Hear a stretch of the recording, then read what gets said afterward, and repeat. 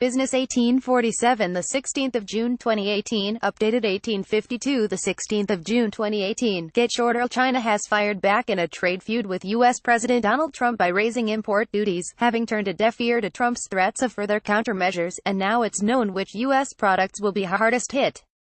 China's Commerce Ministry announced on Saturday its own equal-scale tariffs as a retaliatory move aimed at the United States and more specifically targeting the nation's export of electric cars, soybeans and whiskey.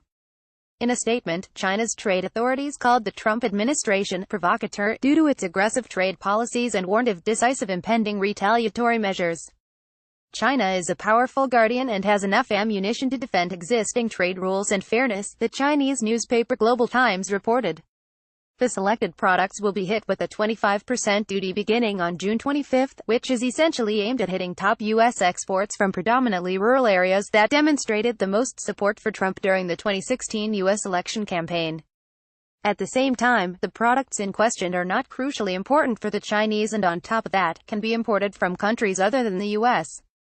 China's move essentially comes on the heels of Donald Trump's most recent announcement of a new round of similar 25% tariffs targeting as much as $50 billion worth of China-manufactured products that contain industrially significant technologies, due to China's, as he put it, theft of intellectual property and technology and its other unfair trade practices. Earlier in the day, Trump emphasized his great friendship with President Xi of China, while citing historically unfair trade between the two countries. However, he insisted there is no trade war with this regard, though adding, additional tariffs are looming ahead should Beijing hit back. Threats of another round of China-US mutual tariffs have been continuously voiced ever since March, although trade delegations seemed to make some headway in May. Beijing consented to curbing tariffs on American cars, some of which are manufactured and assembled on Chinese soil, and Washington pledged to support the telecom giant ZTE, a company that was severely hit by the U.S. sanctions.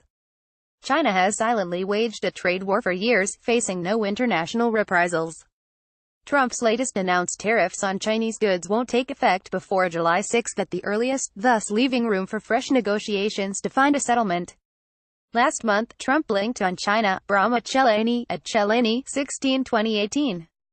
In late March, the White House slapped trade sanctions on the world's second-largest economy, including limitations in the investment sector and tariffs on $60 billion worth of products out of fairness considerations, with Trump referring to the car market, stating that at the time China charged a tariff 10 times higher on U.S. cars than the U.S. did on Chinese cars.